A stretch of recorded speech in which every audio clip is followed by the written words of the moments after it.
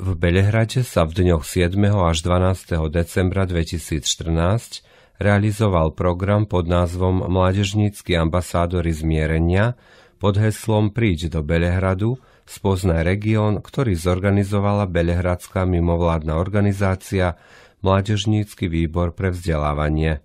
V programe sa zúčastnil aj Kisáčan Miloslav Daniel. Miloslava Daniela vítame v štúdiu Rádia Kisáč. Ďakujem na privítaní.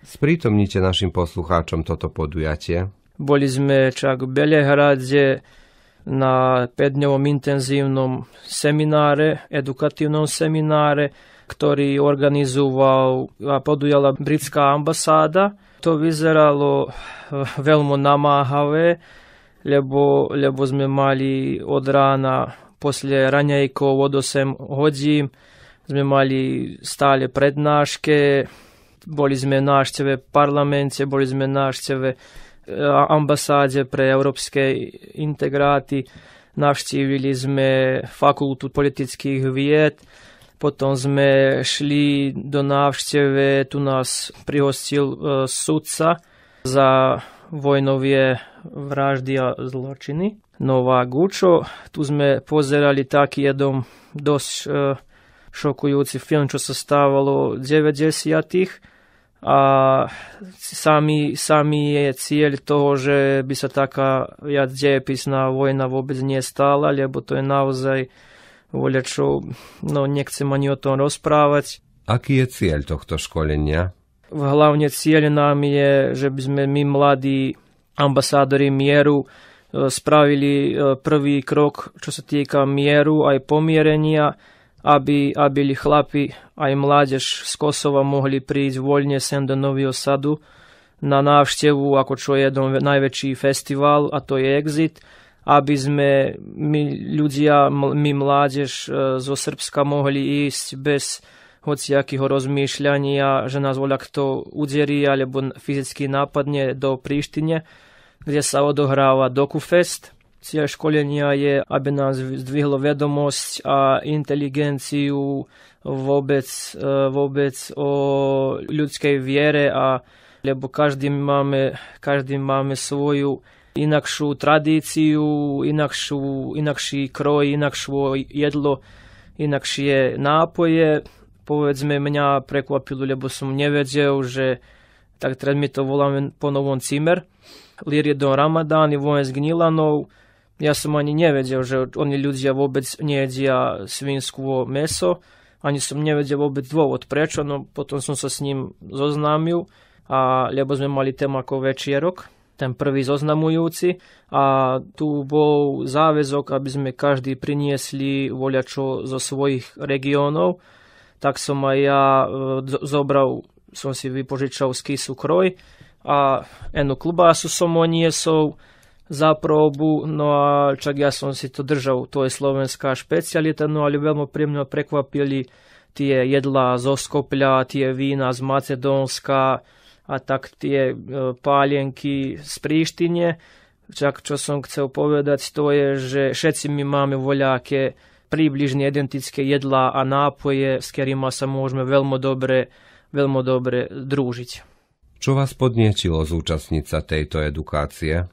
Zúčastnil som sa preto, lebo od svojich takých mladých rokov veľmi som trpel proste maltretovanie, a to sa mi vôbec nepáčilo, tie bitky, aj to ponižovanie od vršniakov, aj na ulici vysmievania.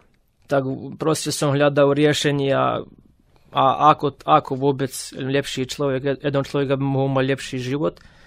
Aj proste som prišiel na takéto projekty, ako čo sú mladí ambasádori pomierenia, ktorí sa zúčastnili z rôznych mestov. Odkiaľ všetko boli účastníci? Prakticky môžem povedať, že z celých bývalých regiónov, zo starej Jugoslávii, ako čo je Príština, Skoplje, Sarajevo, Macedónia, Gnilane, Kluč.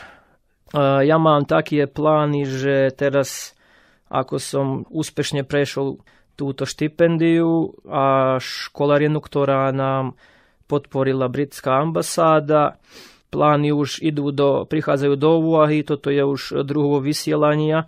Prvo rádijského vysielania som bol s Rastislavom Zorňanom v Novom Sade dnes do polunia. S Vladimírou Dorčovou Waltnerovou sme spravili taký dopis do Hlas ľudu a tak prenášam svoje plány, že idem na to, lebo dieťa aj verím, že sa dieťa narodí bezhriešnovo, aj bez ijakých vôbec vedomostí, osim toho, že vie znamenitosť dýchania, lebo dýchanie je život, aj vie, že ho má matka nachovať. Tak verím, že to všetko sa naučí, čo sa týka okolo seba.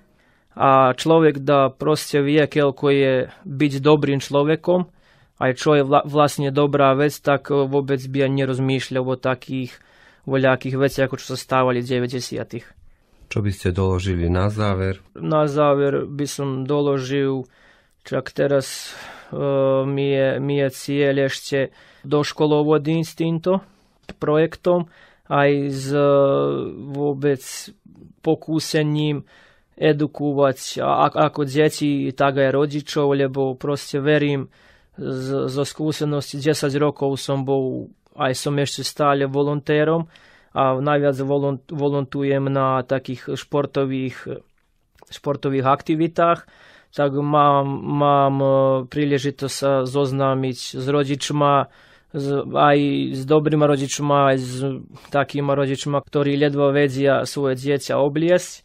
Tak zo skúsenosti by som dodal, že proste nemôže jeden rodič sa vyhovoriť, moje dieťa je nemožno, ja neviem, čo má robiť, hvizne mu 2-3, aj to má byť tak. A oni sa nevedomí, že fakticky dieťa, keď sa urazia detské práva, ono môže veľmi ľahko to do seba hlboko potisnúť a keď odrastie, aj ono samo postane tyram a sa začne vyhrážať na zvieratách, povedzme, keď človek udrie zviera, tak viete, že aj človeka udrie. Tak proste nemôže sa rodič vyhovoriť, že s dieťaťom nemôže byť na kraj, popri toľkých edukatívnych vôbec knihách, aj teraz je doba internetu, doba informácií, tak nie to viac času za výhovorke. Na internete môžu nájsť každé vysvetlenie za každú situáciu. Ďakujem vám za účasť vo vysielaní. Taktiež. Prajem vám príjemný deň.